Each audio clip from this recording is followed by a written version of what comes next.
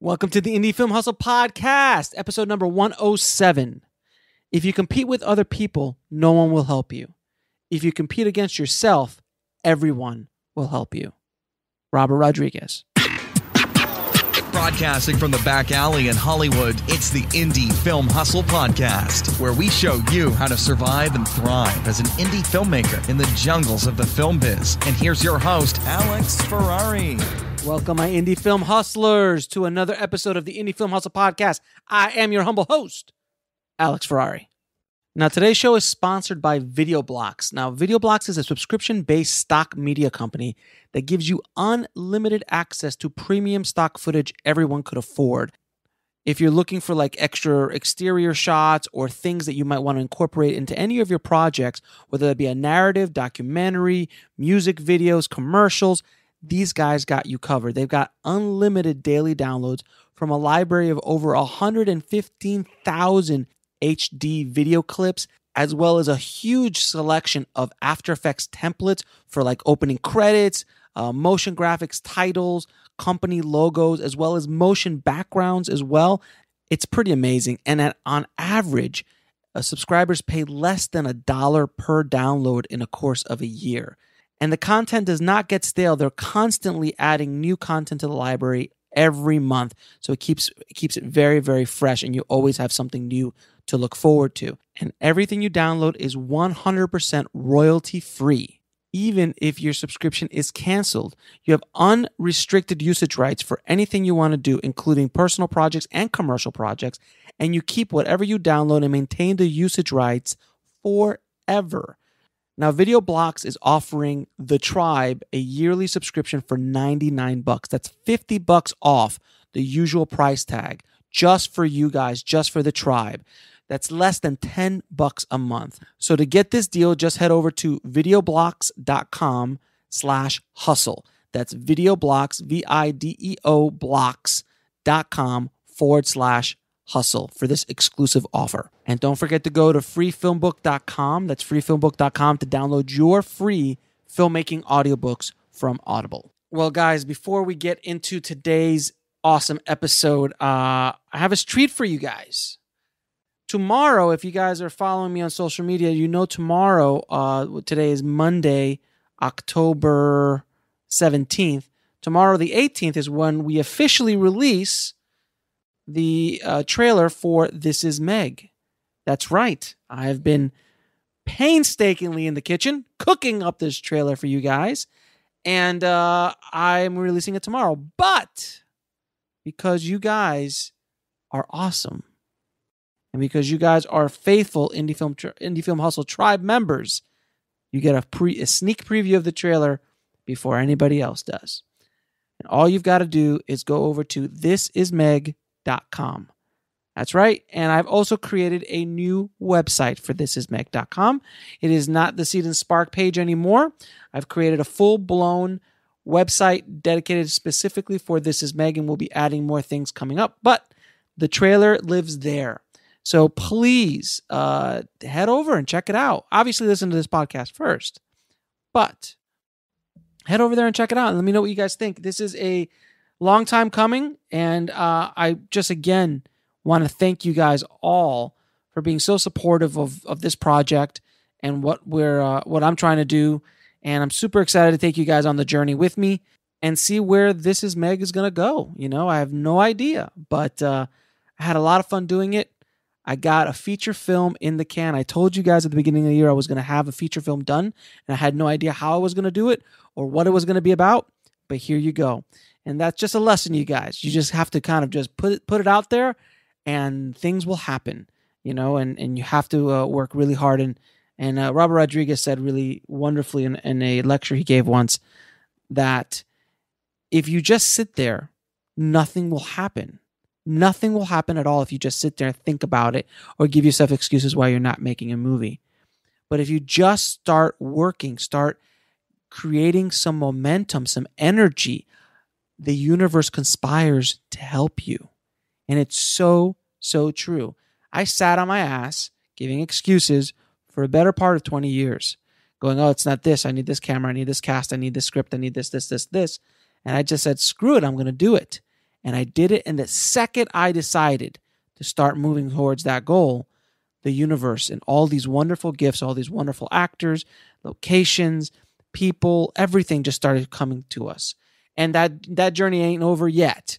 There's a lot more stuff coming. And same thing happened with Indie Film Hustle. I just decided to start doing it, and so many amazing things have happened to me because of Indie Film Hustle. So that's a lesson we should all learn, guys. You just got to get up and do.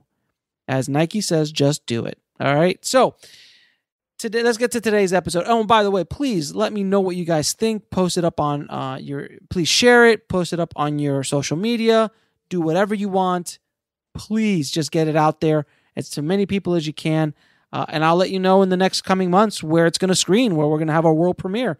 We'll see what festivals we get into, and we'll see what happens. So it could be as soon as January, or it could be as soon as next summer. I have no idea. It all depends on the festivals and how they treat us and how they show us some love. So we'll see. We'll see how it all goes, guys. So today's episode, guys, is a special one because I have on the show today Egon Stefan Jr. Now, Egon is it's old friend of mine. He's a cinematographer and pretty much a legend down in the South Florida, Miami area. Grew up in the business. He's a cinematographer and also owns the only now camera rental house down in Miami. And they got started in the 50s, back with shows like Flipper and Sea Hunt back in the days. And Egon and I have shot some stuff together. He was my DP on a film called Sin that I did, which, of course, you guys can go see at indiefilmhustle.com/Amazon for free on Amazon Prime. I'm always promoting, guys. Sorry. But anyway, so Egon, I wanted to bring him onto the show to talk about film. And I know you're going, Alex, what the hell are you talking about? Film? Like, film's dead. You just shot a movie and it's not on film. I'm like, well, yeah, it's true. I did just shot my movie without a film. I shot it on a Blackmagic, on a digital. But you know what, guys? Film is still a format that should be protected. And believe it or not, when I started doing research for not only this podcast, but the thing I'm going to talk to you about in a minute, I was shocked at how many movies and television shows are still shot on film. And not only just by like some nostalgic people, but people who really want to shoot film. And there's a lack of knowledge and a lack of information about the actual filmmaking process, actually what film is, working with film, preparing film, what cameras to use, how to thread a mag, how to open it, how to do all that unloading and loading of a mag in a tent, in a bag, how to prep it for a film lab, what lenses to use, what kind of lens to use, what kind of camera to use. Do you use an SR2? Do you need Genlock? Do you need crystal sync? All this massive amount of information about shooting actual film is being lost.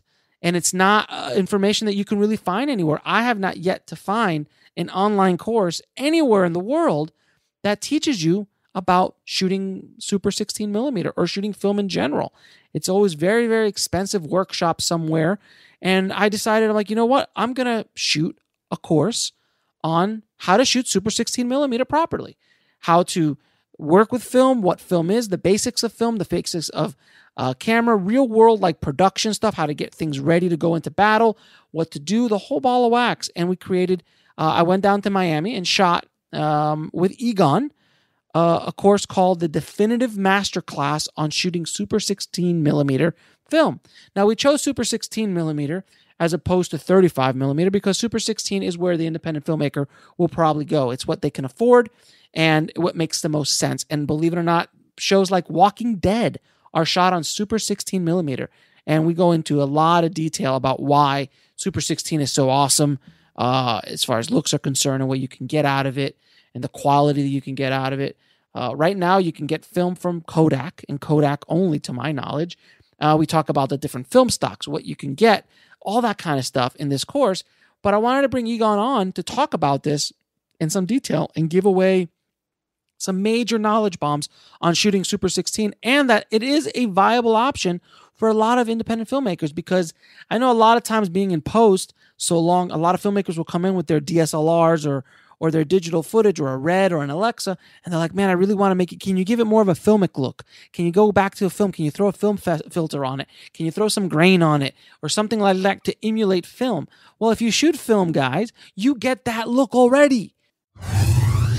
We'll be right back after a word from our sponsor. And now back to the show. So it's pretty remarkable that you could just shoot film and get it. And it's a completely different workflow from digital, obviously. It's a whole other language. And, Egon and I were sitting down one day and we're like, this is a shame that nobody's talking about this. And Egon's been in the business for pretty much like almost 40 years since he was a kid. And he has so much knowledge. I'm like, Egon, let me just fly down there and let's just shoot this so we can give it out to the world and at least have a place where this information will stay relevant and give this information to people who want to shoot film, because there's just no information anywhere about it. And it is a viable option, and it will automatically add a tremendous amount of value to your movie because you shot it on film as opposed to shooting it on a DSLR or shooting it on a digital format or something like that. So there's a lot of wonderful things about digital, and it is the future. Don't get me wrong. I don't think that film is going to take over again.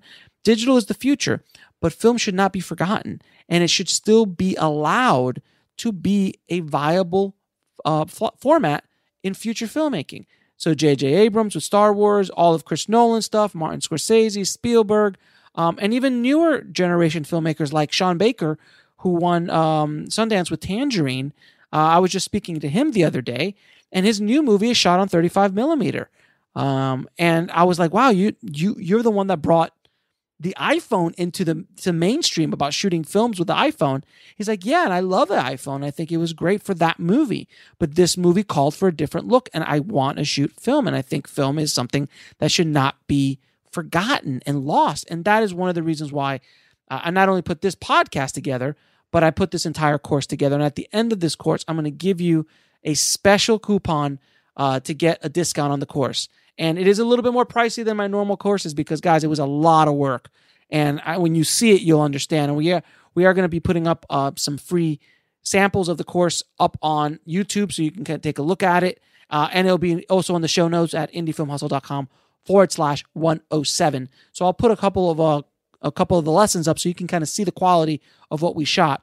And ironically, we shot the whole course on a digital platform, but that just makes sense.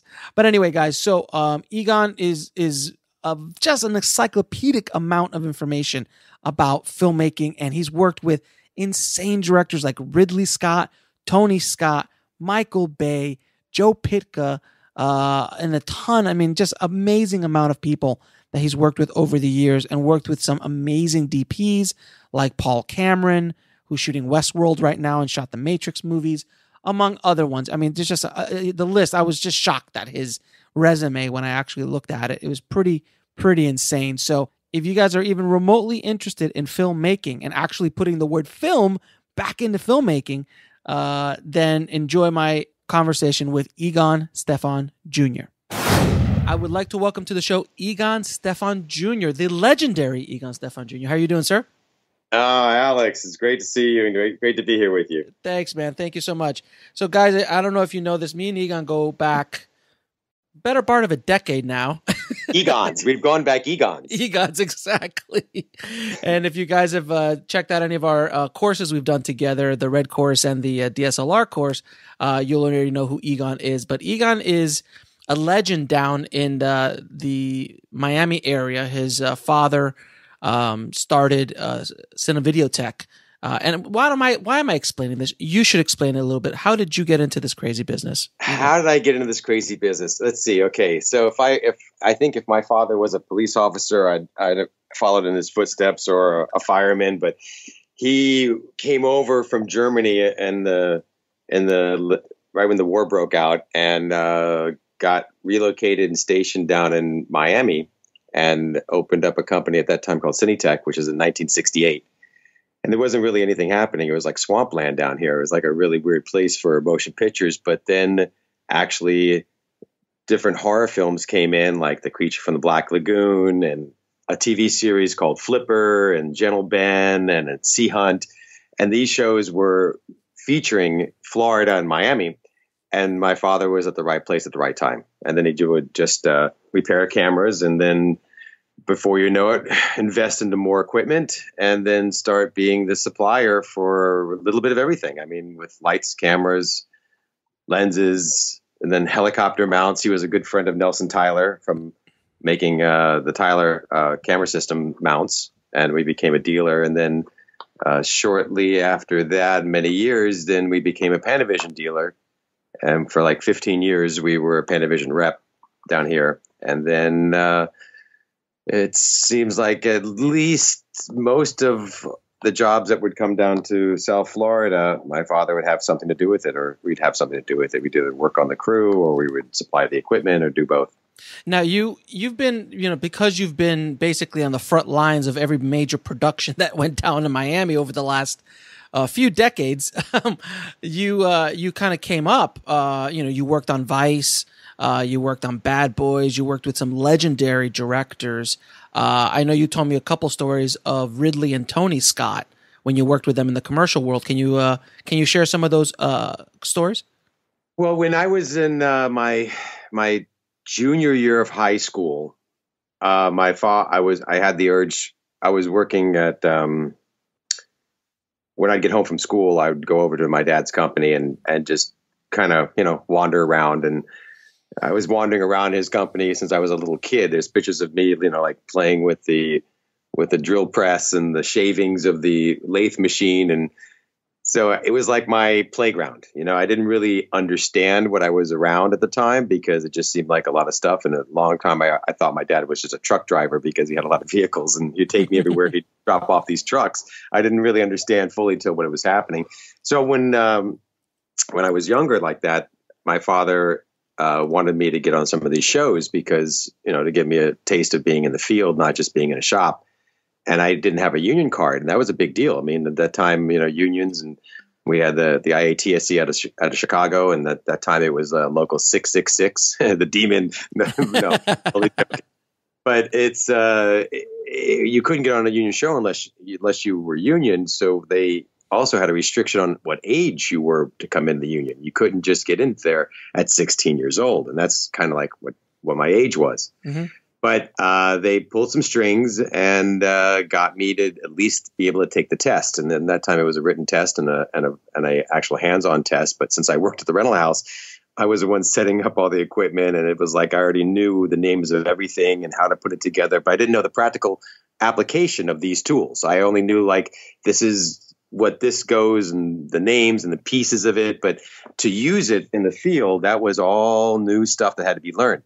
So I was sponsored actually from Steve Poster, who is now he's a legend himself, and he was doing some jobs down here. And the first jobs I ever worked on was Spring Break, and it was ironic because I'm a kid and I just walk out on the set. And it was like from being in a shop. It was like a whole new world. I mean, there were so many people, and there was people doing this and that, and they all had a routine. They were all like little worker bees, and I'm like, whoa, I got a lot to learn. So I was like the camera. I was doing slate, at the time we were doing all film. So it was like I started doing this slate and running magazine cases back and forth to set on these different little jobs I was doing, and then they finally said, well, why don't you load mags? And I was like, okay, good. So I got that down and became a second assistant. And loaded mags for many, many years on many, many shows. I mean, I loaded mags on Parenthood, mm-hmm. and with Ron Howard, Ron Howard's Orlando. Movie. Yeah, Ron Howard's movie. Yeah, and every day having lunch with Ron and his family. It's really, really great experience because I learned a lot. How was Ron to work with? I hear he's just the nicest man in the world. He's so nice. There's no stress on the set like you would normally have on other jobs. I mean, he's very thorough. I mean, the guy's he's a legend. Talk about a master. He's a legend. I mean, it's like he does it the right way. He does it perfect. And he surrounds himself with all the most talented people, and they all have the same type of demeanor. So you actually get a lot of good things done, a lot of good moments, and the actors love it. And it was a really nice experience because what it provided me an opportunity of working in this business is when you never know what the phone call is going to be for. And when you're a camera assistant, they always need a camera assistant, whether it's a loader or a first assistant on any job. So, you'd get a phone call and say, are you available for these days? And I'm like, sure, let me make sure I can get out of school, or if my dad will let me go. And when's the call time? And they would say at all night. So it was like, wow, it was the introduction to you guys going to shoot until the sun comes up. And that wasn't what I was used to either. It was like, this is all a learning curve, but I got to meet fantastic people. We'll be right back after a word from our sponsor. And now back to the show. And especially at some points in their career that they were just normal people. You know, they were just they were just blossoming. That today they're ASC cameramen, they're DGA directors, they're owners of different companies. And you remember when they walked in the door of my dad's company to just want to learn the business and work as like I don't know, sweeping the floor, or, you know, give me a job and they work in prep tech, or let me do something like that. That later on, many, many years later, they are somebody that is really big, or that I would get the chance of working with somebody that I admired for many, many years. And it was like, wow, what an opportunity. I would work it even if I didn't get paid. You know what I mean? It was like that kind of a thing. So how was the stories working with Ridley and Tony? Oh, and they're masters. I mean, we were doing commercials. And that kind of thing. And it was fashion also along with it. Mm-hmm. So they were meticulous and they're very creative. I mean, it's something that I would love to one day be at their level, because they figure everything out and then have plans and alternate changes. And mm-hmm. they know technically. Because a lot of times when you're a camera assistant, you work with a crew and you work with somebody, they might not know the system very well, but they still know how to be the job that they want to be mm-hmm. and they want to do. And you rarely find somebody that knows your job and then actually can do your job better than you sometimes. And you're like, wow, I didn't even know that. Because one time I worked a lot with Burt Reynolds. And because he had a place up here in Jupiter and still does. And he was still doing commercials and little movies and things like that. And we got to be actually, speaking terms and friends. And one time I was on the top of a 18-wheeler doing one of his movies. And my assistant, I was the first, and my second assistant wasn't up on the top of the truck to do the slate. Because we're doing film and sound and all that kind of stuff. And Bert goes to grab my slate, because I had the slate there, and I'm like, no, Bert. And he's like, look, kid, I know what I'm doing. And he says, where's the mouse? And he even knew the name of it, which is the thing we call for writing the marker on the slate with the little puffy thing on the back. And he goes, what's the scene number? And I give it to him. He does it all there. He puts it up perfectly where it's supposed to be, says it like you were as an assistant, saying 101, take one, a camera marker, and hit it and hand it back to me. And I was like, holy shit, I just thought you were an actor. Well, it's Burt. I mean, you understand, Burt Reynolds was the biggest movie star in the world for many years. So I'm sure he's done a couple things. I'm sure if you give Tom Cruise a slate, he might know what to say too. Well, over the years, I developed a relationship with him that he always recognized and remembered me. So he'd come over and talk to me, and he knew my dad, which is cool. And we would just talk about cars and other things, or movies, or things he's done. And he was always really friendly and very, very open to me. And I had a mistake on the set happen. And, because as a first assistant, when you finally get to that level, when you're working up the ladder of camera department, because I did it the slow way. These days, people don't do that. They don't go and be a trainee, then a clapper loader, then a second, then a first, then an operator, then a second unit DP, and then finally calling yourself a DP.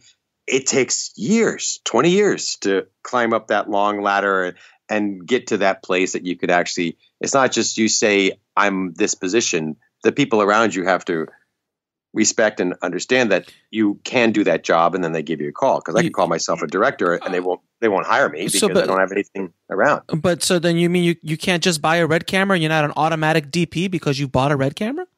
These days you can, yes. In my day, when you were in a certain part of camera department, you had things you can and can't do. Some things was you will not ever load the second assistant will not put the magazine on the camera and thread it. Right. They will hand you the magazine, but they won't they won't do that part unless you felt, and there was a circumstance that you had to, and you knew they could do it. Because when you're when you're threading up a camera with real film, if you get nervous, if you mess up, you can tear that perf, and then that delay while everybody's waiting for you to say camera's ready, you could mess it up and then be really stupid. So it's a lot of pressure at that little moment of reload. So that hence I wanted to say the story was. So I've been working with Burt for many jobs, and now I'm on one of these jobs, and I think it was The Maddening or The Man from Left Field. It was one of his movies he was directing and being in it. It was about kids and baseball and stuff. And there was a scene that required a sort of like a little fight scene, and then Burt he's really good at stunts, and he knows the routine. He's a tough guy, and he's like, hell, I can do anything, and he's done everything. Right. So he was going to do this controlled fall down these bleachers, and he went into the wardrobe and got his, you saw his pads that he's used for 30 years, and he put his knee pads on, his elbow pads, and he had a little ectoskeleton protection underneath his clothing. So right before all that happened, the camera that I was working on, we were using a Steadicam, and it was a film camera. So unbeknownst to me, my second assistant came over and had a magazine to put onto the Steadicam. And I said, no, just put it off to the side and I'll thread it. But instead of putting it off the side, he put it on the camera. So I'm not going to bitch about that. It was like, okay, it's on. So I assume that it's threaded, and it's on the camera, because you would never put a mag and not thread it, right? So of course the sun's dropping down, and we've got this magic hour moment to do this stunt with Burt doing it himself and falling down these bleachers. Oh, on Magic Hour too, nonetheless. At Magic Hour, exactly. So we got 3 cameras. It's all a Panavision job, So we got the Panaflex. I think we had a Platinum, and we had the 400-foot mag on the back.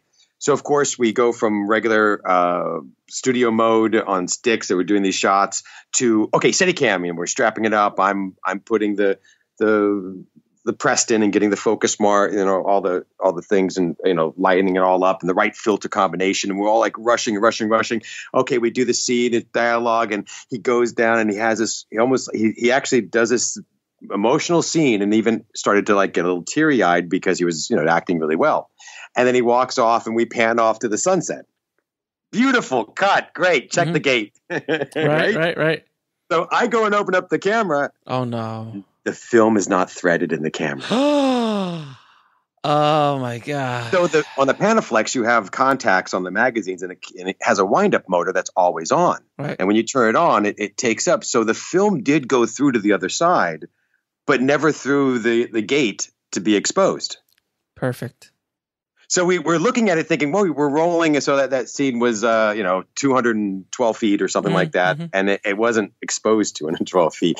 So, of course, when Burt did the move, he banged himself a little bit. So he kind of walked off the field like, a little limpy thing. And I had to go, so I had to run over and tell Nick McLean, who was the DP. And I said, Nick, we got a real big problem. Look, nobody go away. Look, the film, they didn't go through the camera. He's like, what? He goes, no, it was on it, but it didn't go through the and I told him, he goes, well, you better go tell Burt that. Oh, because he's like, I'm not going to go tell Burt that. I'm not going to go there. You go tell Burt. Oh my God. But we don't have that scene. We don't have it at all. Right. He goes, well, you better hurry then. So I have because it's magic hour, so the light's going. Yes, so he's already trying to walk off the field, and we're almost like they were calling, okay, we're done, yay, great day, kind of thing, and I'm gonna run over and say, Mr. Reynolds, Burt, we have a really major problem, and he goes, what? And he looks at me, and he gave me that 1,000-yard stare. Yeah, and I said, we had a technical problem. The magazine was put on the camera, and it wasn't threaded through, so we didn't have anything exposed. What'd he do? He just stared at me for about a couple of moments without even moving his body, without breathing. Without breathing. And then, since he was also directing this job, it had to be. I said, but right now we do not have that shot at all. We don't have it. All right. I'm telling you now, it's not going to be in dailies. It's not there. We don't have it. I'm telling you right now. I don't know what happened, but we're losing the light, and I'll figure it out later. And he turned away and got mad a little bit, of course. And then went to go redo the scene. And yelled, okay, right back. We got to do this again. I'm like, what? And it's like, oh, my head's down. Now I'm saying to myself, shit, okay. It's wide open. We don't even have the lights out. The sun's almost gone. My focus and depth of field is now really, really critical. And I don't want anything else to happen. So I double check even the camera again after I threaded to go, is it really filming there? Please, is it really filming there? And I check the gate, make sure, okay, we're good. Roll this in as fast as I could. We'll be right back after a word from our sponsor. And now back to the show. The take, he has to fall down the thing and do the stunt again. Oh, Jesus. And he kind of hurt himself the first time a little bit, but I think the second time he kind of hurt himself there again. Yeah. And then he came up to me and he ripped off his pads. And he goes, "Tell me you got that." Yeah. And I went, hold on. And I checked it. And I said, yeah, gate's good. And he goes, "Later on, we have to talk."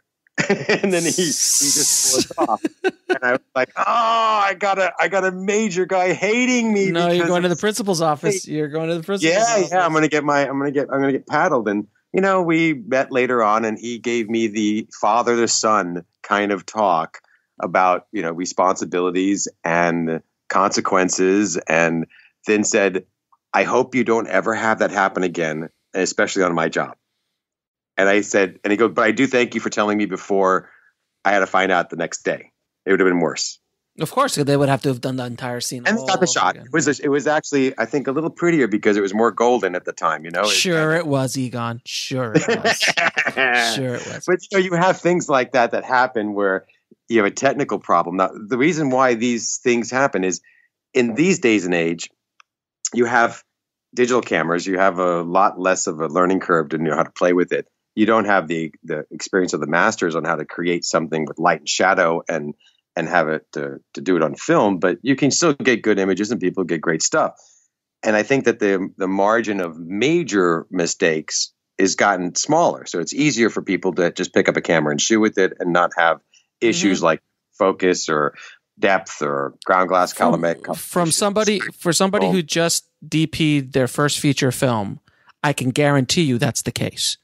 Because if I would have had to shoot This Is Meg on film, I would have never done it. But because there's so much latitude with these cameras, it's different. Now, but the main reason I brought you on the show, Egon, was you talked a lot about mags and perfs and film. I wanted to talk about film, and I was specifically like 16 and super 16 millimeter film. And why in God's green earth are people still shooting on film in today's digital world? Can you give me an explanation? I think that medium is almost like you're talking about oil painting. I kind of feel where I just saw recently a film done in film, and I'm looking at the screen and I went, what is it that I like about what I'm seeing? I can't place my finger on it, but I know it's not any of the digital camera looks that I'm familiar with. It's not an Alexa. It's not a Sony something. It's not a Red. It was like, I don't know. And then of course afterwards is when I looked more detailed and said, well, it's film. It's film. There's something, I don't know, I guess in human nature or the way that your mind captures what you're seeing. Sometimes if you do it correctly, it gives you more of what I think your memories are like. And more like bring you back to an emotion. When you can watch something and you get that chill up the back of your spine or that little goosebumps on that you get from something that happens in a moment that an actor or a scene happens, I think that it achieved its moment to activate for the audience. Is it just because it's an organic thing? Is it because, I've shot 35. I've shot a ton of film in my career, and I've also shot a ton of digital in my career.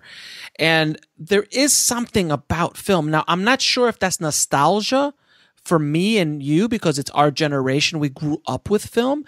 Do kids who are in their teens now who really don't know the difference or didn't grow up with the film or didn't grow up with home films that they actually would project on the wall and things like that. Yeah, like Super 8 and Super 8 or 16 like that. Yeah. So is it a nostalgic thing with our generation and beyond, or is there actually something organic that it touches you on a primal level? I do feel something organic because when I take my kids who are like 18 years old and younger people like in their 20s, and I'll sit them down and show something and say, so what do you see here? What do you go, oh man, this looks great. I love it. I don't know. And with a side by side comparison of something from filmed or from high end digital, they don't know why, but they say it has a nicer something. That it factor, that little thing you want to put your finger on it.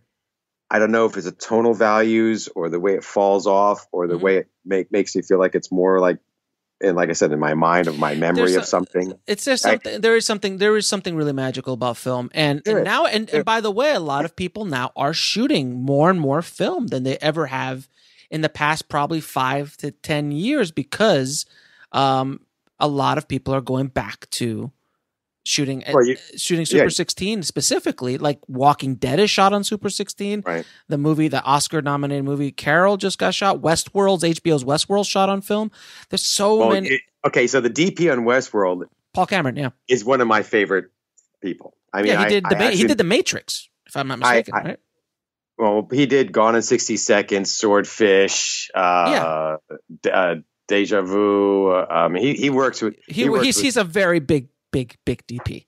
Okay, when I met Paul, Paul was a camera operator on a music video, and I was a camera assistant, and we kind of hit it off because I was working at that time. You know, you do like little weird stints of just doing movies, and then you do a music video, and then do like concert after concert. Because when I was growing up, it became the '80s, and you know, you're doing a couple of city tours, and you're around a lot of different people, and you got 15, 20, 30 cameras, Super 16 cameras that would be filming concerts. You know, I think it was 40 or 50 cameras at Yankee Stadium for Billy Joel back in the day.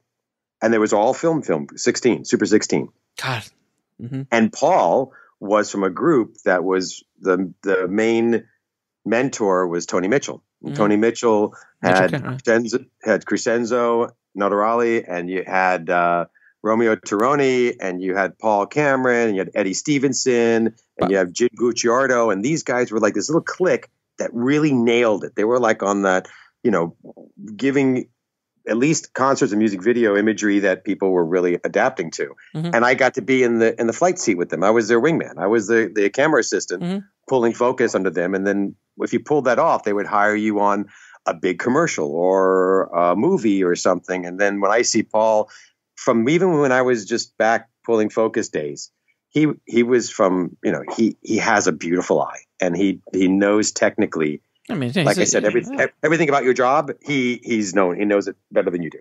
And he knows how long something takes, and he also knows how to create this imagery that, you know, there's very few times I'm on set working with somebody that when I see what they do out of nothing, and they make this lighting and the camera and everything and the positions, I go, damn, that's really, really good. I wish I'm going to remember this. So one day, if I ever get a chance, I'm going to do it kind of like that. And they were like as a first, you learn under these people that have all these different experiences that you can learn from. I mean, and of course, if you don't mess up, you could do more work with them, and that at their careers, because Tony and Ridley was working with Paul way back in the beginning. And I kind of, you know, I did, if I try to remember every top guy. I mean, I worked with Darius Wolski on his first movie in the United States that I got fired off. Nice. the first time I ever got fired off a job, and it was before he went on to do, you know, Dark City and The Crow and the Pirates of the Caribbeans. And wait a minute, the guy who did Dark City also did The Crow. Yeah. Oh my God. I didn't know that. I didn't know that was the same DP, because they both have a very unique. The Crow is gorgeous. I love the look of The Crow. Well, he shot that in film. That was using. Yeah, of course. That was using daylight stock at night. ASA 50 stock at night. So in order to get an exposure, you have to light it like insane with big lights, big guns, and anything that didn't have light on it went black. Obviously, because it had no latitude. So that's a perfect segue. Can you talk a little bit about the difference of film stocks and what you can get with different film stocks? So just a slight kind of a overview on today's film stocks. It's like I would say like the film stocks was like the idea of LUTs today. I mean, it would be that if you, in the day, obviously, you had to go and process the film that night, and then you would see it the next day. You wouldn't see it right away. You'd see the video assist on low res, standard def, 480 lines of black and white video. Yeah. And hope it's going to be nice. but the skill of working on set with Kodak film or Fujifilm or Agfa at the time, and then going into the lab and seeing the processing and seeing everything where it goes from the moment you put it in a magazine to the time you see it on the screen, the chemical process that's happening. We'll be right back after a word from our sponsor. And now back to the show. That's another thing that it's unique to when you said, what's that thing about it is silver, it's like cooking. It's like cooking. You've got to strip the silver, or you keep the silver, or you bleach bypass, or any of these little effects that you would do to create a look was done with how long it stays in the bath, what chemicals you use, what things would enhance the different layers of the colors in the film, and then it would get stripped off, and you'd have this. It's like timing lights. How you would only know that by a lot of practice with the medium. So a guy can go out there, DP, and can say, all right, we're going to be out in sunny Miami. If we're really no clouds and super sunny, we'll use daylight, ASA 50. And if you're going to get some type of overcast, you would use ASA 250 daylight. Right. And they would still blend well. But there would be some stocks that you wouldn't want to mix with it because the characteristics would be so vastly different. With like in today's world, it's all DI and all color grading and things like that. Where before you had to do it all in the can or all in the lab. But today's world, though, for people listening, you can shoot film, and every person who shoots film color grades digitally now. I mean, everything gets transferred digitally, and then you can do all. So a lot of you still can do some of the magic in the lab, and you could do some crazy things in the lab to do stuff to the negative, then bring it into color grading and do things in color grading off of that negative that you could not achieve digitally alone. There's certain things that you could do, like a bleach bypass. You can kind of get close to it, but it's not going to be Saving Private Ryan, or using cross processing. Or shooting reversal stock, which I used to love shooting reversal stock. If anybody's ever seen, that. Has anyone ever seen a music video from the '90s? That's all they freaking did is shoot cross reversal stock, and they jacked up the colors and stuff like that in a way that digital alone can't really achieve as well. It's just a different thing, and I always look at film kind of like slow cooking, as opposed to. Sure. Fast food. Look, you can get a good meal in fast food. You go over to Chipotle. Well, maybe not Chipotle, but Pollo Tropical. Come on, for people who don't know what Pollo Tropical is, it's kind of like because that's a Miami thing, but it's like a fast food, but it's kind of like casual fast, kind of like a Chipotle or something like that, but with Cuban food. And so you can have a good meal, and it's tasty, and it's great, and it's more than acceptable. And in many ways, it's really, really, really good. But it might get you fat. And it might get you fat, but depends on what you eat. But but if you slow cook the same meal, have grandma make it for you, and she takes her time and all that. That's what shooting film is sometimes. So it's almost like a craft. You're being a craftsman in a sense. What's the artisan? That's the word. You're being almost an artisan with creating images with film, and it is a very magical thing, and it's become much more affordable nowadays than it used to be. The only thing I see is that there is a gap now, because back when film was film, somebody would come into my shop and say, can I intern, or hey, can you teach me how to load mags, or teach me something like that. It would be a common thing. Yeah, here's something, go work on, we'll teach you right like that. Now there's nobody around that teaches that, and that's not something that even schools are teaching that, and there are rental houses that still have film cameras, that still even have all those options of knowing that you have to have 200 foot, 400 foot, 1,000 foot, 1,200 foot magazines, whether they're backloaded or handheld mags or lightweight mags or Steadicam mags. It's like all that information is only for the people that have done it, and they're getting older. I mean, I'm getting up there in some years. I mean, I'm not a spring chicken anymore, but I don't see that anybody that's from the younger generation, unless they have some type of an avenue to learn that, it's going to be a lost art. There's going to be I mean, the more that somebody doesn't keep it in their place or have it available, it's going to be like a rare find, and you have to go up to the mountain and talk to the wizard and know how to do that. Well, that's, I think, one of the reasons why you and I sat down and said, like, when we started putting courses together, we both kind of came up with like, hey, why don't we do a super 16 millimeter course? Because not a lot of people, nobody. I still can't find anything online. There is no online course really teaching super 16 millimeter, how to actually shoot it, all the knowledge of it, every aspect of it from someone who's actually done it. And you're right, not even schools are teaching 16 as much anymore. I mean, maybe New York Film Academy, I think, maybe still teaches some 16, but they kind of just skip right over it and just jump over to the Red or the Alexa or the Blackmagic, and they don't spend a lot of time on it. But it's something that needs to be taught, and that's why you and I kind of put that whole course together. And Kodak has felt that too. They have been doing their own little workshops, that introduction to that, and their events fill up a lot because some of the people coming to them are union people, and they're saying, well, I get a call saying, are you available for these jobs? You say yes, and they said, okay, you do know that we're shooting this in either Super 16 or 35 anamorphic or 35. So you're good with that, right? And they're like, I haven't worked with that. And they say, oh, thank you. And they hang up and they go to the next guy. So right, they're thinking, I need to learn that. Well, I mean, perfect example. HBO's Westworld. It's a monster show. Which is beautiful. I watched it and it was like amazing. I was stunned. I was looking at that on my 80-inch screen TV going like, whoa, I love the way this looks. Yeah, I mean, you got Westworld. You've got American Horror Story still shot on Super 16. Gotham is shot on Super 16. No. But it's a good look. Which one? Gotham? Yeah. Oh, no, but Walking Dead is shot on Super 16. There's a ton of television, specifically television, a lot of television, but also, I mean, a lot of major motion pictures. Star Wars was shot on Super 16. All the Star Wars are being shot now on not Super 16, on 35 or Super 35.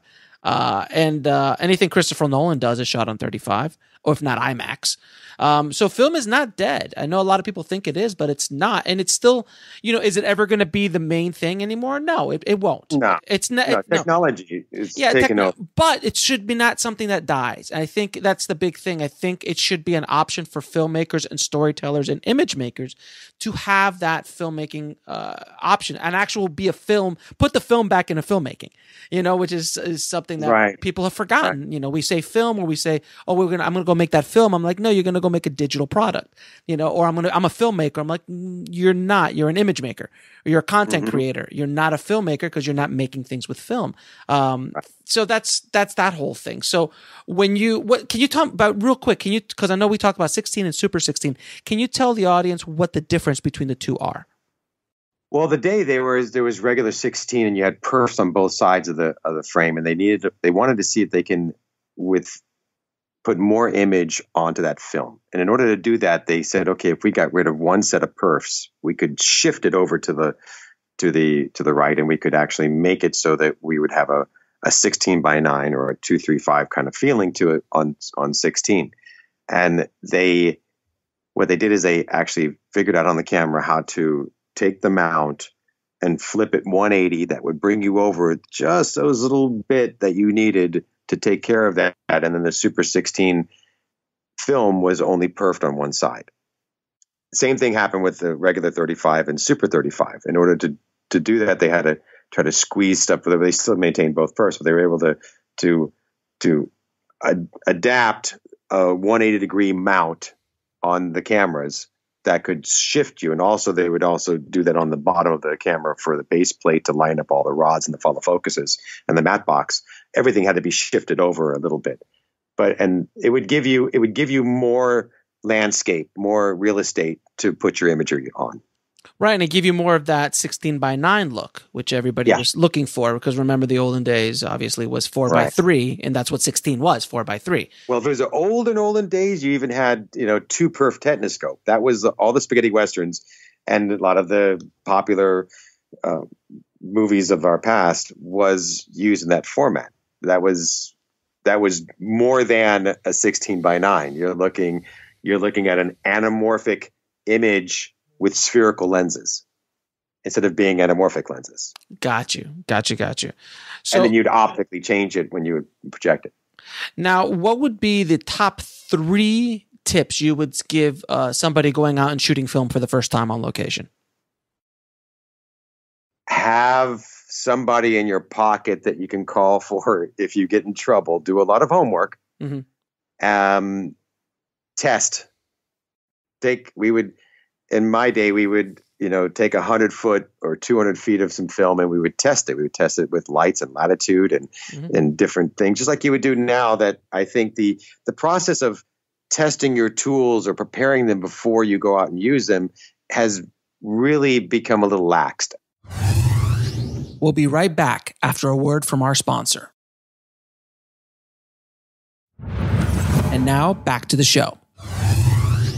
I mean, normally you'd have like 2 weeks to prep a show and you would be doing, days of different types of tests and stuff. And now sometimes you get 2 days and you don't fill all that in because there's not that demand to actually put it through those rigors, and the cameras are different. They're not film cameras anymore. So I would say you'd want to have at least some hands-on experience with it, even if it's an environment that is very calm and relaxed so that you can just mess up. I would say also, you have to have a light meter. That's another thing that people don't realize is, light meters still work today. they measure light. So, and the sensors are doing it all automatically and that kind of thing. But still, if you're going to do that, you need to have a concept of light and how to create a look with shadow and not just, people think if I take a light and I put it over the camera and I bang it into something, you're lit. Well, if you're doing news footage, you're lit, yes. But if you're trying to create an emotion, a feel or something,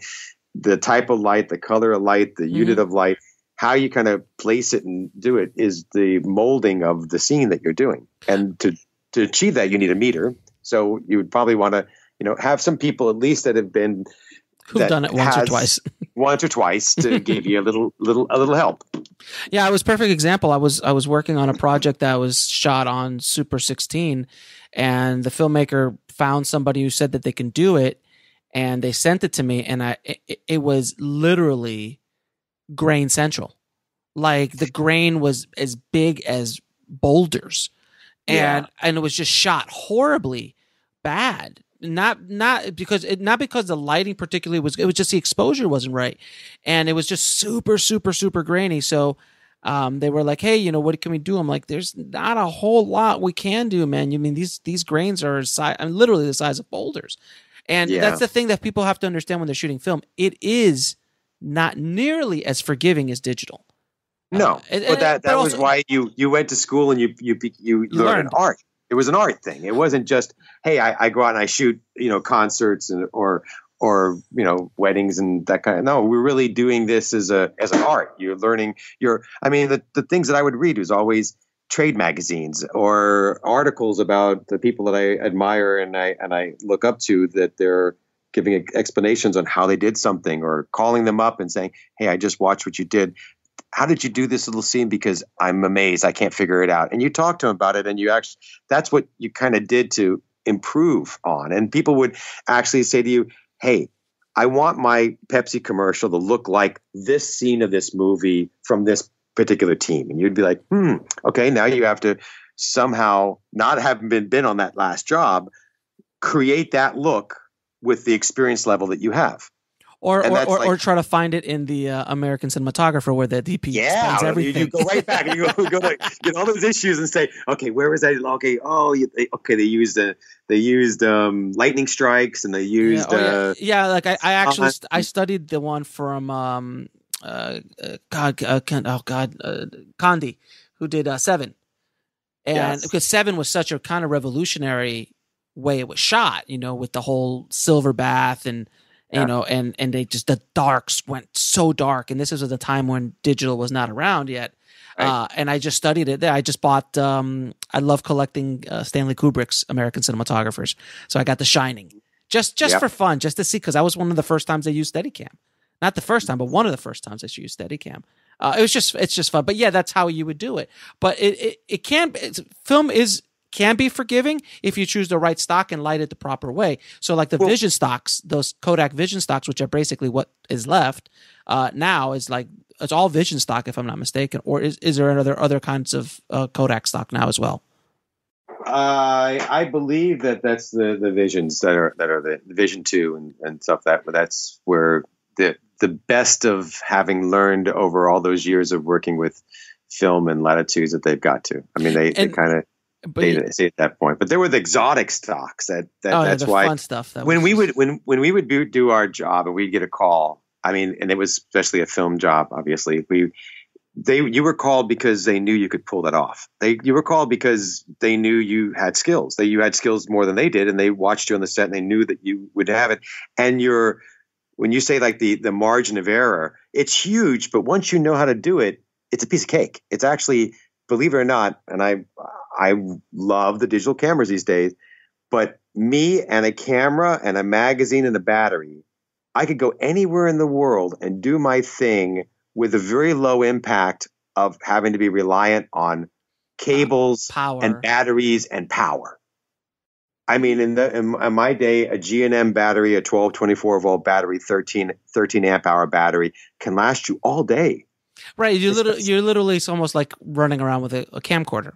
But it's film. Yeah, but film. And then plus, if you knew your film and knew your latitudes, it was about actually picking the moment of the day if you didn't have lights to shoot. I worked with many people from Europe when they do commercials, and then when the sun got to about noon, or like 11, almost noon, we wouldn't shoot. We wouldn't shoot for like 3 hours, and we'd sit around and they'd drink wine and tell stories and eat bread, and we'd be like, "What are we doing?" It's like, no, it's not. They go, "It is not good to shoot yet." And we would just, we would say, okay, fine, we'll just, and then when it would be time, it'd be like they would kick into action and everything would be great. But it's kind of like the impact or the footprint, should I say, that you show up with a digital camera these days. When you've seen some of these cameras, you got an Alexa with 45,000 cables. Oh my God! It's a beast. Look at it and go, you need 15 people just to turn the damn thing on. Is there a camera in there somewhere? Because you just look and say it looks like a alien with spaghetti stuff.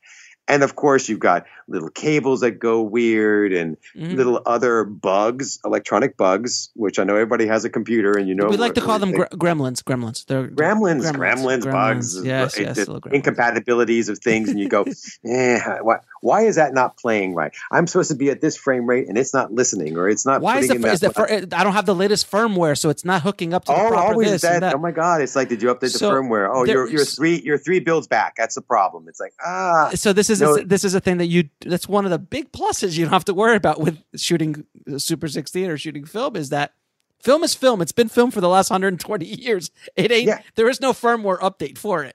No. And that's what I mean too, is like the conditions of being somewhere very hot and somewhere very cold, or switching between them. Electronic devices don't like it. Mm-hmm. And also I had different times where explosions or different types of pyros or different types of percussion of things would, from the explosion, the electromagnetic whatever field of whatever's happening to jack up the image, made the camera glitch and all of a sudden stop doing something. Or it's like, what? No, come on, look, they put film cameras up in space on the rockets and it didn't have a problem. And we did the TV show Miami Vice. I was the first time actually I was pulling focus on Miami Vice, and I came out on one night and the camera operator looked at me and goes, "You haven't been doing this very long, have you?" And I said, "Look, I said, I work at Cine Videotech and blah, blah, blah." I go, "Yeah, you know it all well, but have you pulled focus on a Lamborghini coming out of nowhere down I-95 at night at 100 miles an hour?" I said, "Nope." So he goes, "All right, I'm going to," and we're on a 300 millimeter. And I go, "Oh, can't be any more hard, wide open on the 300. So he says, "Okay, I'm going to give you a focus mark here, here, and here, and the rest of it, it's up to you." And it was like, this was now that moment that I felt, I can do this. Mm-hmm. And, we're saying, okay, send the car, and the thing comes, and I went, "Oh," and I looked at him, I go, "Did I get it?" And he goes, "I'm not so sure." "Okay, tell them do it again." And we do it take 2, and they didn't want to do take 3. And I felt not so good on take 2, but you had to rely on your camera operator to say, "Did I get it or did I buzz it?" And he goes, "No, I think that one you got." And we'd see the next day in dailies if it was. Right. But the way I see people pull focus these days, like, especially people that just have their own camera, they're just looking off the monitor and they're pulling focus off of that. And that was like a taboo. You never looked at the monitor. Well, one, you never had one until later on. Mhm. And the other one was the old fashioned way of running a tape measure and then learning distances and then just floating with it and knowing your lenses. So the time that you have to look at a monitor and then react to pulling focus, you're always going to be behind because you're never going to be right on the timing that makes a move and a shot, and the dolly grip and the operator and everybody that does this little dance to make a move. When they all do it correctly, it's magic. When you don't, you see things that are anomalies. And these days, they're not really learning that way. Like a lot of operators, I'm sure the new operators, when they see one of my geared heads, they think it's an alien. They don't know what it is. It's like, how do you do that? I can't tilt and turn. And it's like, yeah, you got to do this with your eyes closed. We'll be right back after a word from our sponsor. And now back to the show. I mean, that you couldn't get as an operator on any show if you can operate the wheels. I mean, it would be like, it'd be like that. That's every A camera, at least in my day, you had a geared head. Right. And they wouldn't give you the geared head on second unit. You get an O'Connor head or something, but you had to know. I mean, you had wheels. And then if you did anything that was a remote head, crane, something like that, it was wheels. Later on, they came with a joystick. And if you've learned with the wheels, the joystick makes you look like a spaz. It's step. It's like you take steps. You don't just jump. Like you don't just grab a camera and call yourself a DP. You've got to build up to those things. And same things with all aspects of film. Now, let me ask you a quick question. What camera would you suggest if you're going to go shoot Super 16 today? Well, the 416 that was the last of the Arri cameras that they made that was film related was a beautiful combination of all that. Is that the SR3? No. It's after the SR. They made another camera after the SR. They made a newer version. Mm-hmm. But what's going to be out there mostly though? The SRs? Oh no, you'll find more 16 SRs. I mean, the 16 SR, they had different models. They had the SR 1, 2, 3, and then they had the high-speed versions, and then also the advanced, which was a brighter optical system with a nice more 50-50 or 60-40 pellicle split for the color video or integrated video. So that got better. You see, the video assist kept getting better and better and better. And the camera would be better features like a brighter optical system so you can see it better in low light. And you're actually looking through an image that's flickering because you're seeing the shutter. Mm-hmm. Right. So SRs. So the SRs would because I remember shooting SR3 in college. Yes. And SR2s were the workhorses. I mean, there's so many SR2s out there, and it's a perfectly fine camera. And then the SR3s as well are a ton of them out there. But those are kind of the workhorses, right? Like that's kind of If I was going to say one camera to use, if I had to get rid of all of my film cameras and say what am I going to keep, I'd probably keep an SR3 Advanced, high speed. So I'd have the ability to go high speed, low speed, shutter changes, and it's a brighter system. But I'm nitpicking because that compared to an SR2, that over the generations, you learned on the models that were there, their strengths and weaknesses. If you could still get past some of the weaknesses and say, the viewfinder doesn't look as crisp and the edges are a little bit soft, but I still know through what I'm getting, it's fine.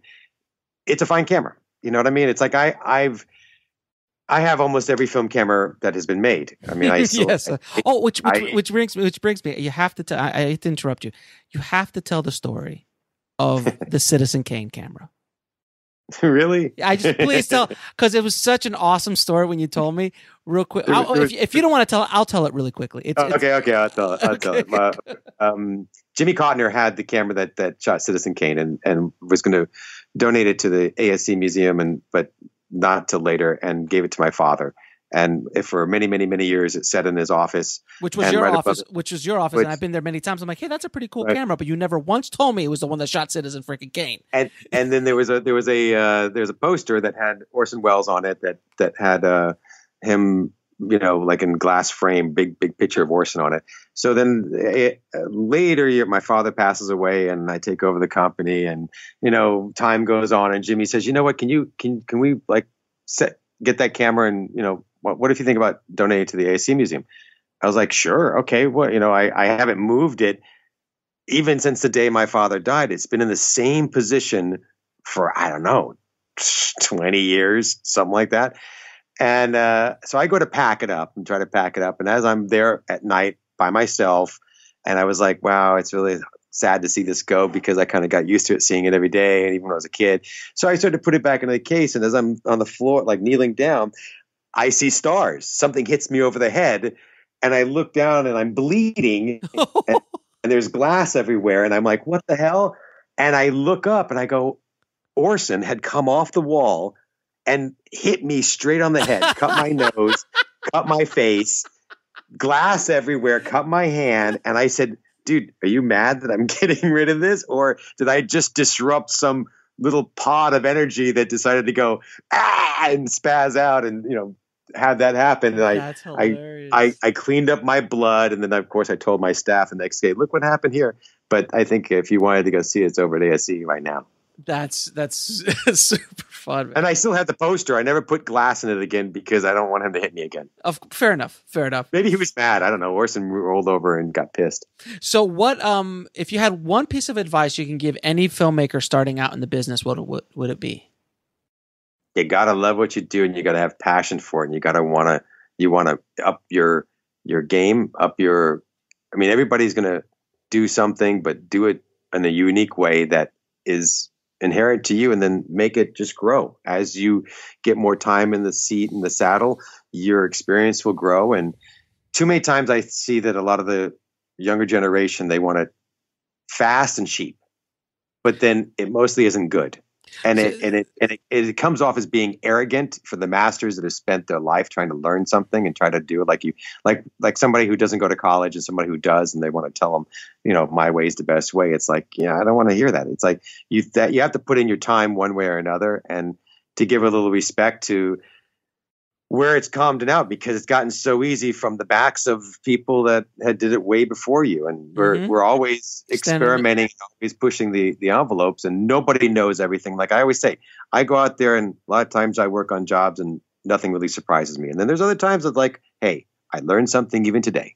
And that I love, because if you keep learning, you don't become a jaded dinosaur. And at least you can keep moving forward. Well, it's funny too, because anytime we've worked together, I know you've learned a few things from me on post. You're like, oh, so that's what you could do in post. Yeah, and I've learned a ton from you on set without question. Well, if the things that you could learn in post, then even to this day, what you can learn in post gives you that confidence when you're on set is saying, do I need to spend 15 minutes flagging off that light, or can I just wipe it away? And if I can wipe it away, then I'm not going to worry about it. Or if I'm going to say, is that going to really be dark, or is that going to be? Well, I know I'm going to crush it down a stop and a half. So, and I know it's going to be fine because I did it before with so and so. So your confidence level is super good with that moment, because you know what you can get away with. There's certain things you can't get. If it's out of focus, there's no fix it in post. Well, I'm going to disagree with you slightly. Because if it's soft, if it's soft, you don't hit focus and they're soft, you can make it better. If it's soft, you can fix it. If it's soft, because you'll have to show me that, because specifically because I learned this on Meg. I've learned so much shooting Meg, being the photographer of Meg. I refuse to call myself a cinematographer, a director of photography, but since I photographed it. I learned a ton. And, since it was basically only 3 people on the crew, and I was running one of the cameras, there was no assistant camera. You were your own assistant camera. So sometimes, things happen, actors move and things got a little soft. So I actually took it in DaVinci, and there's a sharpen tool, which I was never a big fan of because it never really looked right. But if you throw a sharpen and then you throw another thing on it and then you do clean this up here and you do this there, all of a sudden you're like, holy crap, it's in focus. But it has to be soft. It can't be out of focus. It has to be soft. Oh, yeah. Okay. It has to, if it's completely out of focus, you're done. But if you're slightly soft, where you can actually see it soft, I look at their eyes and their eyes are a little soft. I just go, I just tweak it. Okay. I just tweak that's a tweak. But what I'm saying is, out of focus is out of focus. There's nothing. Let's say that I was doing a food thing last month, and you're at 300 frames a second. at a 5.6 with a 25 millimeter lens of macro with food falling. When it's not sharp, No. That's a whole other it's world. soft for a long time as you're watching it at 24. It's like going, oh my God, But you please. I would still like give it. If you gave me that footage, I could see what I could do. It's, believe me, You're a magic man. I cannot know believe you can pull things that I don't even know about. You got that whole little. I can't wait for you to see it, man, because I want you to see it and just go, oh, okay. Because I had a couple of my buddies who are ASC cinematographers watch it, and they're like, it looks good. He goes, I mean, hire us next time, obviously, but it doesn't look. I mean, it looks fine. You know, it's not. Well, but if you look, the way you pulled this off, you wore what, 10 hats, and 15 to 20 hats at least. Okay, 20 hats, 50 hats. Yeah. We'll be right back after a word from our sponsor. And now back to the show. You still had the wherewithal to keep it intimate. Have to. The more people that you bring in, like I've worked on jobs that are like 500 people. You know, Sure, it's sure. insane. You're breaking intervals of lunch of 200 people at a time. Yeah. And it's an army, it's a city. And it doesn't have the same intimacy as if it's just you and 3 people. You can get more performance out. You also can, if you're not a tyrant, you can actually get people to love you and follow you into that scary place and trust you as a director to release their best soft emotional side to capture on frames. And you can do that. I mean, that not having an army of people sometimes works for you. It makes you a little bit tired and you need a week to recover. Yeah. But I wouldn't say do it on every job, but I do think that there is something good about doing that, especially if you're taking like fashion stuff. The more people, and let's say somebody's half naked, they're dancing around and doing something like that, you put in a whole army there, it makes them feel uncomfortable. You have like 2 people and just say, look, trust me, I'm going to make you look good. And, you know, you have the choice of how far to go, and you get a better performance, I think. Well, my lead actress, Jill, she's like, I'm never shooting anything without you again because you made me look amazing. And I'm like, but mind you, I did color the hell out of it. But anyway, we won't get on that. So real quick, my friend, the last 2 questions I always ask all of my guests are the toughest ones, so prepare yourself. Oh, boy. What is the lesson that took you the longest to learn, whether in life or in the film industry?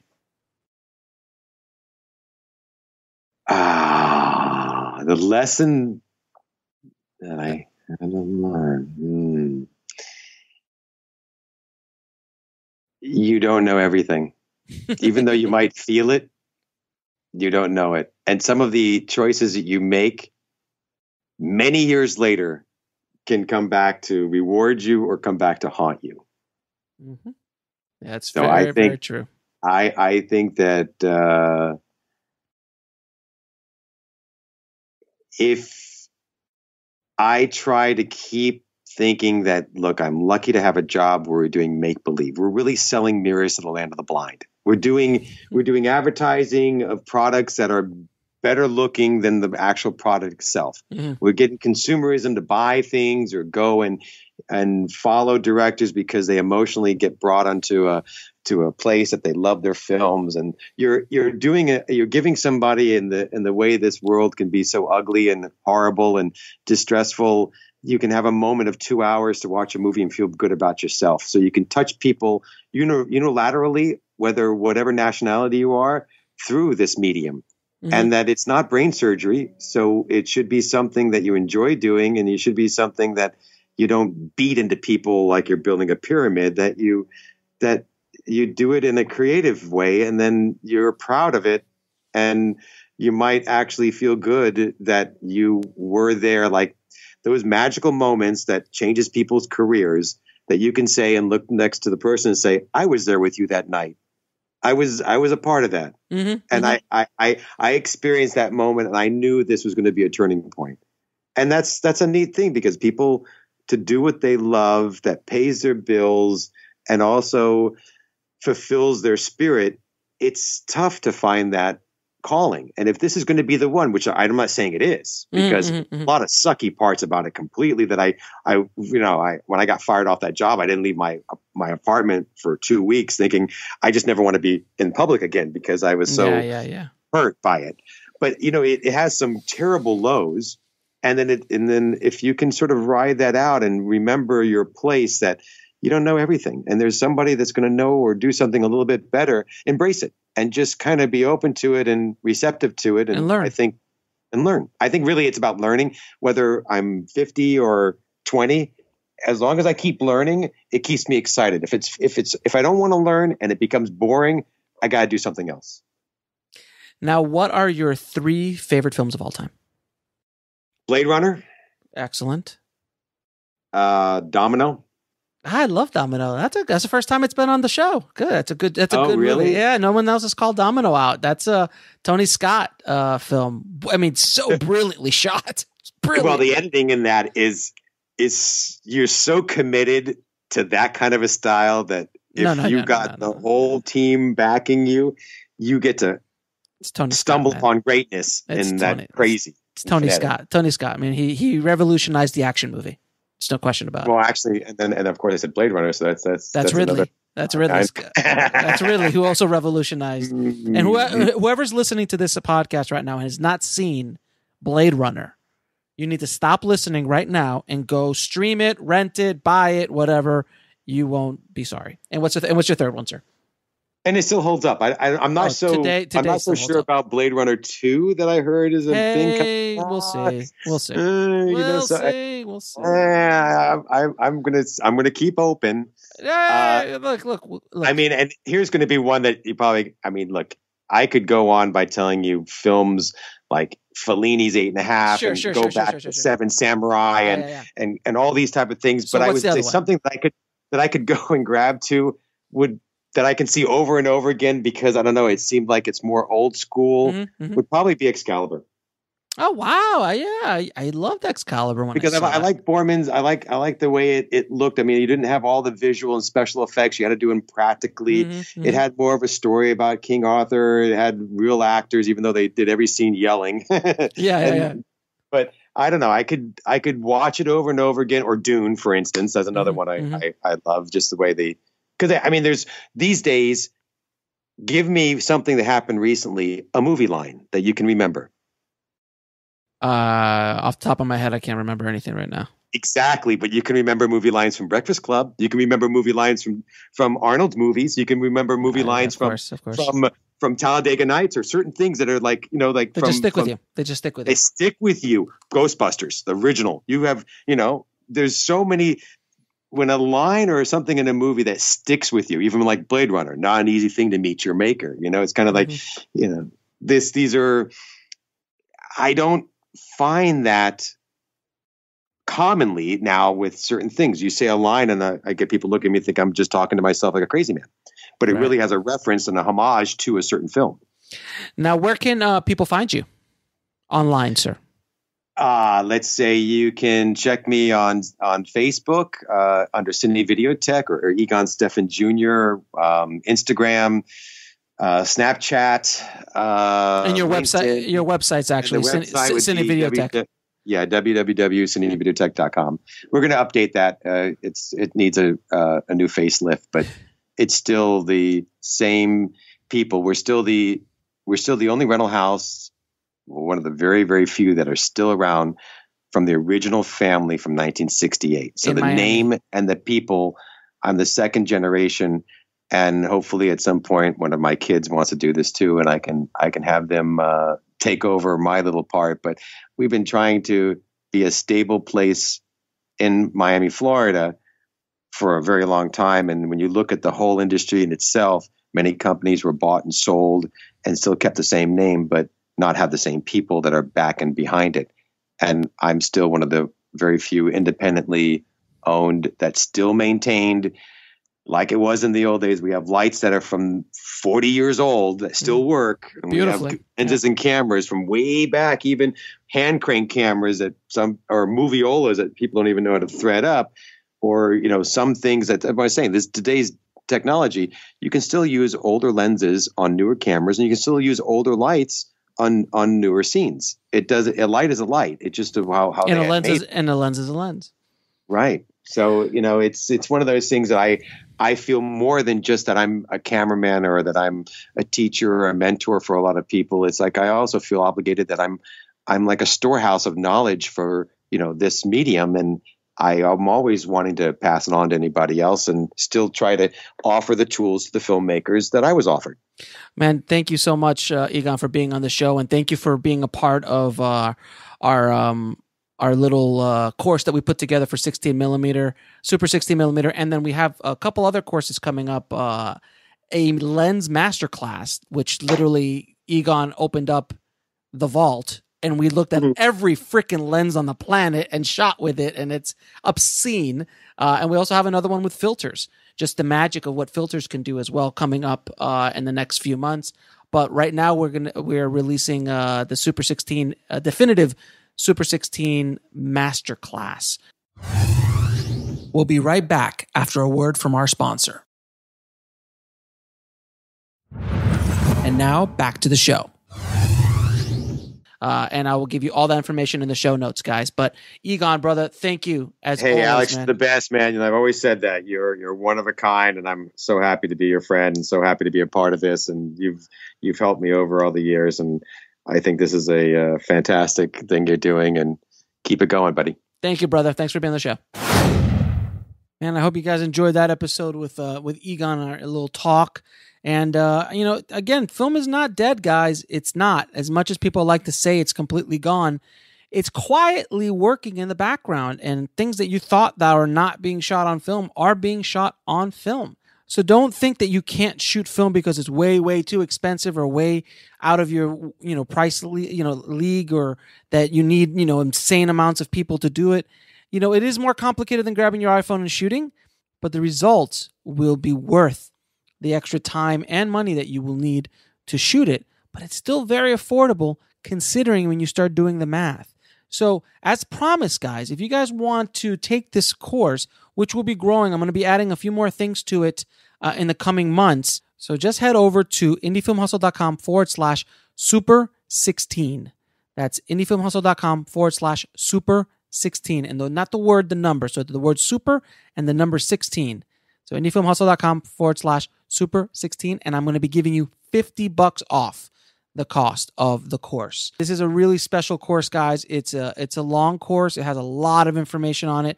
If you're serious about shooting Super 16 or shooting film or interested in that knowledge, this is definitely the course for you. And also included in the course are a ton of downloadable forms, reports, things like that you can't get anywhere else.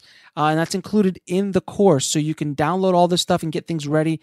Film reports, shot lists, all this kind of stuff that you will need to deal with film labs and so on. So that's all included in the course as well. And we'll be adding more stuff to it in the coming weeks. There's a lens masterclass that we're working on that we put the Super 16 one in the course, and it's one of the free lessons that we put up on YouTube, and they'll be in the show notes. But we're also creating a lens masterclass, which literally, and I'm not joking you, takes every single lens known to man, and we put it up on a red, and we shoot it, and we show you what the differences are, and we explain it and where they came from and how to use them and what kind of mounts they are. It's an insane course, and we're going to be including parts of that in this course, but also be adding that as another full masterclass coming in the next few months, as soon as I have a moment to breathe to put it all together. So thank you again, as always, guys. And please head over to filmmakingpodcast.com and leave us an honest review on the show. It really helps us out a lot. And don't forget, thisismeg.com, and check out the trailer for my latest and first feature film, This Is Meg. I'd love to hear what you guys have to say about it. Drop me a line, drop me an email, drop me a message on Facebook or on Twitter, and or post it on Facebook, and just let me know what you guys think. I'm really, really excited about it. I'm so happy that I was able to do it. And there is more stuff coming on Indie Film Syndicate. So don't forget also, guys, to head over to indiefilmsyndicate.com and join the gang of learning all the stuff that we have in Indie Film Syndicate. And I will be adding new courses this month to the Indie Film Syndicate, or November, excuse me. We've already added for October, but we will be adding new courses in November, as well as new lessons in the independent filmmaking masterclass, which helps you go through the entire process I went through creating This Is Meg on a, let's say, under $25 million budget. So, guys, thank you again so much. Keep that hustle going. Keep that dream alive. And I'll talk to you soon. Thanks for listening to the Indie Film Hustle podcast at indiefilmhustle.com. That's INDIEFILMHUSTLE.com.